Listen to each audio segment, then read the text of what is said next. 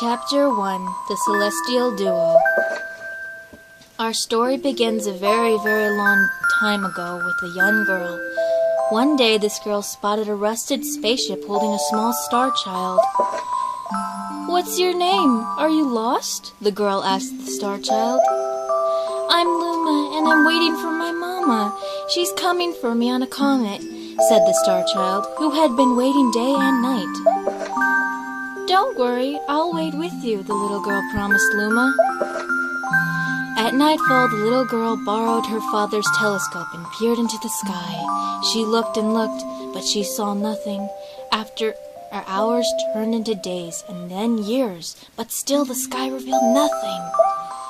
Finally, the little girl sighed and said to Luma, "If we stay here looking much longer, I'll be an old lady soon." But then she had an idea. "Why don't we go out there and find your mother ourselves?" The girl and Luma fixed up the rusty spaceship, and then the two set sail into the starry sky. And this is how the search for the celestial mother began. Chapter 2, Starbits. Days passed with no sight of the comet, or even a single planet. Instead, asteroids extended far as the eye could see. "If I had known it was going to take this long, I would have packed more jam," said the little girl, above the rumbles of her belly. Before they left, she had packed all the essentials: telescope, butterfly net, stuffed bunny, bread, milk, jam, and apricot-flavored tea. But I forgot to bring water. At this, Luma burst into gales of laughter, and the girl began to pout. "As long as I have starbits, I'll be fine," said Luma. "Want some?" The little girl couldn't stay mad after hearing this.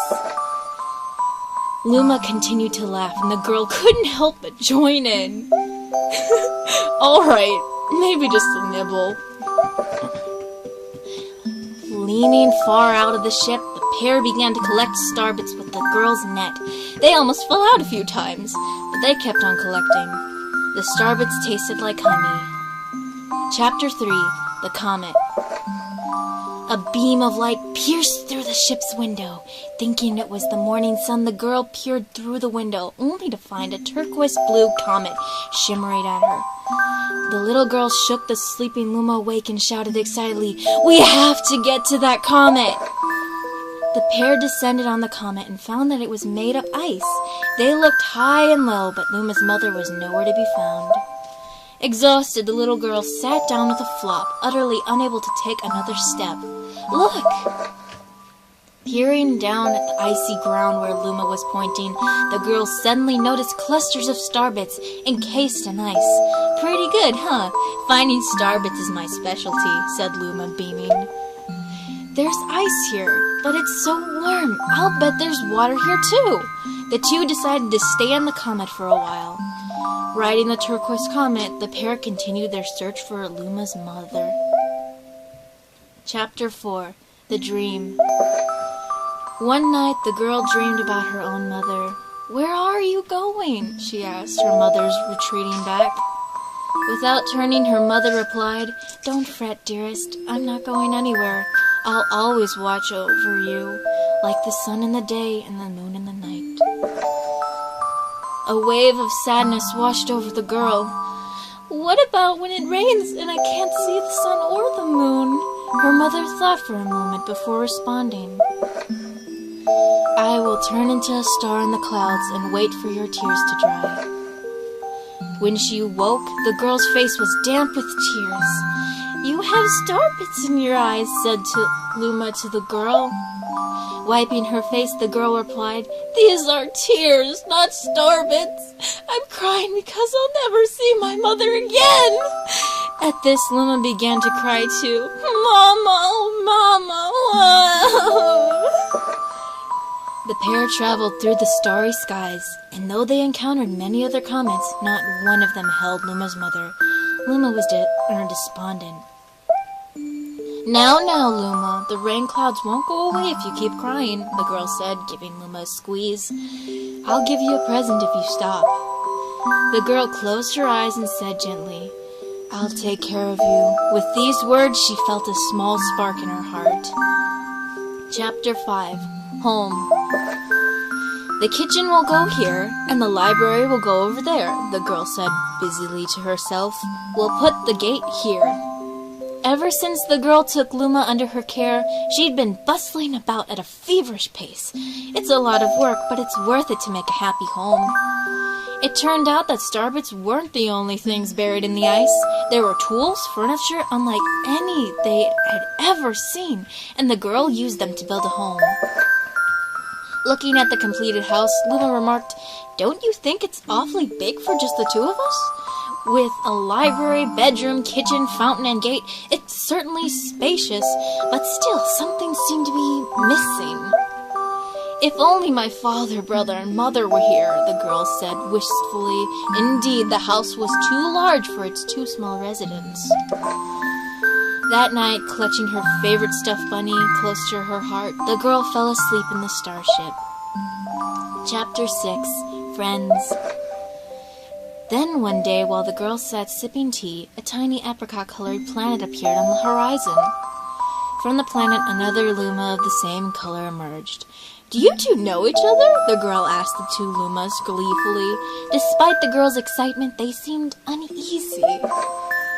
The two Lumas neither drew closer nor backward away from each other. Instead, they just stared. Then one Luma broke the silence. "My mama!" At once, the apricot Luma parroted back, "My mama! My mama! My mama! My mama!" The two Lumas began to dance around the girl frantically, and neither showed any sign of stopping. The girl was so charmed by this adorable scene that she couldn't help but laugh, and that's when something very strange happened. Suddenly, more Lumas began to pop out from the apricot planet. They were different colors, but they all shouted the same thing, "My mama! My mama!" The sight of all the shouting Lumas only made the girl laugh harder. "What am I going to do with all these children?" The Lumas just stared blankly as she doubled over laughing. "I guess we'll have to name each and every one of you." Tomorrow, since she was finished naming them all, she would begin moving all the Lumas into the new house. Chapter 7. The Telescope. After seeing their 100th comet, a sudden thought popped into the girl's head. "I wonder if my home planet is still as blue as it was." That's when she remembered her father's telescope. Peeking into the telescope, a tiny blue dot floated into sight. It was smaller than a starbit. How strange, it's so far away, but it feels so close. She twisted the knob of the telescope, and the blue dot came until she could make out a grassy hill dotted with flowers. It seemed very familiar to her. Zooming even closer, a terrace on the hill came into view. I used to go stargazing there when I lived in my home planet. She remembered rubbing the sleep out of her eyes as she followed her father up that hill to look at the stars. She remembered how she and her brother would sled down that hill. She remembered having picnics with her mother on that hill on bright and windy days. And "I want to go home! I want to go home right now!" The girl burst into tears and the Lumas didn't know what to do. "I want to go home! I want to go back to my house by the hill! I want to see my mother!" The girl was shouting now, her face wet with tears. "But I know she's not there! I know all along that she wasn't out there in the sky because she's sleeping under the tree on the hill." The girl's cries echoed through the stars, and a hush fell over the area. Chapter 8. The Wish.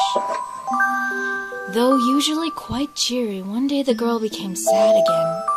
Luma drew close and tried to comfort her. "Mama, you still have me.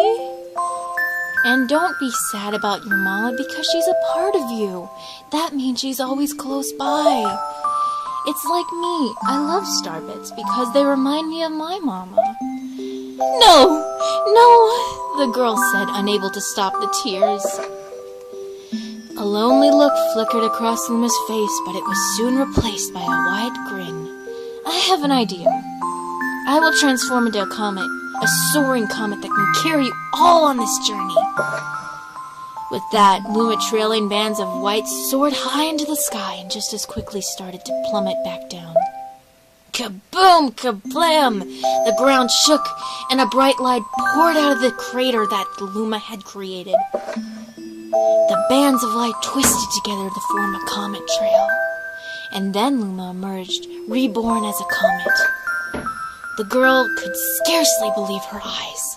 But how? She kept asking. Our destiny as Lumas is to transform into different things, said a red Luma who had suddenly appeared. Stars, comets, planets, we can become all of these things.